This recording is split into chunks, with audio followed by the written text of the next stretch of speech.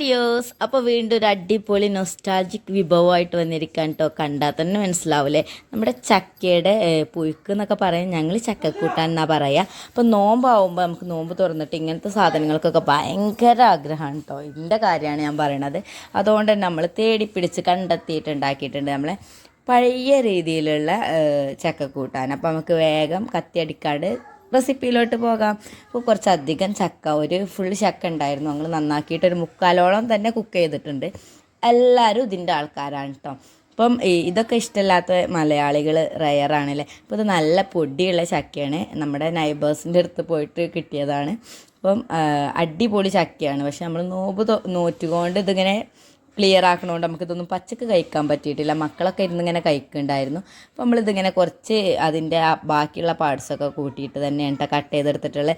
വെറും അതിൻ്റെ ചുള മാത്രം ഇരിഞ്ഞല്ല, എനിക്കിഷ്ടമല്ല. എനിക്കതിൻ്റെ ആ ചവണി അതൊക്കെ പെട്ടുകാണ്ടാണ് ഇഷ്ടം. അപ്പോൾ നമ്മളിത് കുക്കറിൽ നിന്ന് വേവിക്കുകയാണ്. ഇത് 10 ലിറ്ററിൻ്റെ കുക്കർ നിറച്ചുണ്ട് കേട്ടോ. അപ്പോൾ നിങ്ങൾക്ക് മനസ്സിലാവില്ല ഇത് എത്ര ഉണ്ട് എന്നുള്ളത്.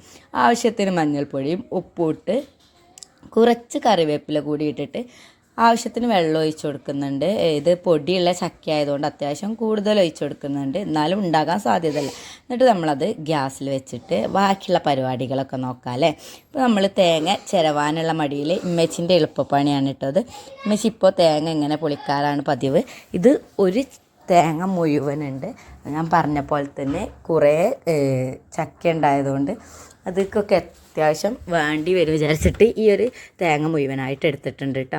അപ്പം എനിക്ക് ചക്കക്കൂട്ടാൻ തേങ്ങ ഇട്ടും ഇഷ്ടമാണ്, ഇടാതെ ഇഷ്ടമാണ്. പക്ഷേ ഇങ്ങനെ കഴിക്കാനായിരുന്നു അന്ന് കൊതി, അതുകൊണ്ട് അങ്ങനെ ചെയ്തതാണ് കേട്ടോ. ഇനി നമുക്കിതിലേക്ക് വേണ്ടത് അത്യാവശ്യം ഒരു ഫുൾ ഇത് വെളുത്തുള്ളിയും കുറച്ച് ചീരുള്ളിയാണ് കേട്ടോ. അപ്പം ഒരു ഫുൾ കുടം വെളുത്തുള്ളി എന്നാട്ടോ ഉദ്ദേശിച്ചത്. ചെറുതാണ്, വലിയതൊന്നുമല്ല. അപ്പം നമ്മളിത് നന്നായിട്ട് തൊലി കളഞ്ഞെടുക്കുന്നുണ്ട്. ഇത് നമ്മൾ അരക്കാനുള്ള തേങ്ങയിലേക്ക് ഇടാനാണ് കേട്ടോ.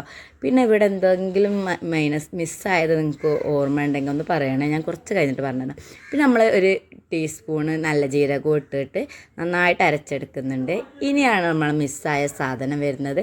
നമ്മുടെ പച്ചമുളക് ഞങ്ങൾ അതിൽ കൂട്ടിയിട്ട് അരക്കാൻ മറന്നു പോയിട്ടോ. ഞാനല്ല, ഉമ്മച്ചിയാണ് ചെയ്യണത്, ഞാൻ വീഡിയോ എടുക്കുമ്പോൾ. അപ്പോൾ നമ്മളെ ചക്ക നന്നായിട്ട് വെന്ത് വന്നിട്ടുണ്ട് കേട്ടോ. നമ്മൾ വെറും ഒരു വിസിൽ മാത്രമേ അടുപ്പിച്ചിട്ടുള്ളൂ. കാരണം ഇത്രയും അധികം സാധനം ഉണ്ടായതുകൊണ്ടും ഈ ഒരു കുക്കറിലേക്ക് ചൂട് കയറാൻ തന്നെ അത്യാവശ്യം ടൈം എടുക്കും.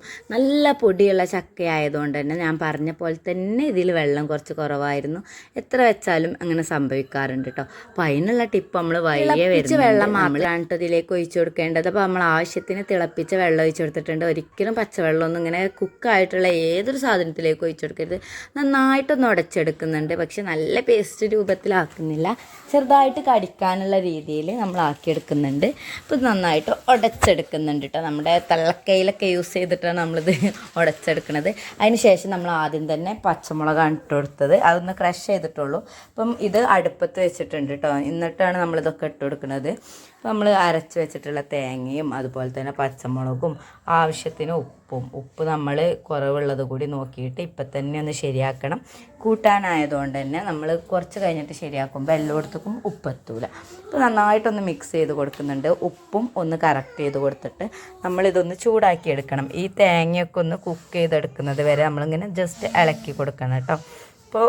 ഇപ്പോൾ ഈ ഒരു പരുവം ഓക്കെയാണ്. ഇതിൽ വെള്ളമൊക്കെ ആവശ്യത്തിനുണ്ട്. ഇനി നമുക്കിത് വേഗം കടുകെടുത്ത് വറുക്കാം കേട്ടോ. ഇങ്ങനെ കടുകിടണം എന്നൊന്നും നിർബന്ധമില്ല, പക്ഷേ നമ്മൾ എപ്പോഴെങ്കിലും കിട്ടുമ്പോൾ വലിയ സ്റ്റാൻഡേർഡിൽ ഉണ്ടാക്കാൻ വിചാരിച്ചിട്ട് ചെയ്യണതാണ് കേട്ടോ. നല്ല വെളിച്ചെണ്ണയിൽ നമ്മൾ ആവശ്യത്തിലധികം കടുകും കറിവേപ്പിലയൊക്കെ ഇട്ട് കൊടുക്കുന്നുണ്ട് കേട്ടോ. അത്യാവശ്യം നല്ല സ്റ്റൈലായിക്കോട്ടെ അല്ലേ.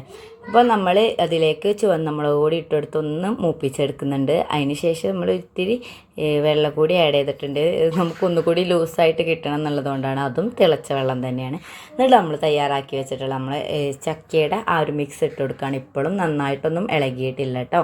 അപ്പോൾ ഇത് നന്നായിട്ട് ഇളക്കിയെടുക്കുന്നുണ്ട്. ഫുൾ ഭാഗത്തേക്കും കടുകും അതിൻ്റെ ആ ഒരു ചുവന്ന മുളകിൻ്റെ ആ ഫ്ലേവറൊക്കെ എത്തുന്ന രീതിയിൽ തന്നെ അത്യാവശ്യം എരിവും ഉപ്പൊക്കെ ഉണ്ടെങ്കിലേ ഈ ഒരു കൂട്ടാൻ അത്ര രസം ഉണ്ടാവുള്ളൂ. പിന്നെ ആ ഒരു കാര്യം പറയാൻ മറന്നു, നമ്മളിതിങ്ങനെ കുക്ക് ചെയ്തപ്പോൾ തന്നെ അതിലേക്ക് കുറച്ച് ചക്കക്കുരു കൂടി ഇട്ടിട്ടുണ്ടായിരുന്നു കേട്ടോ.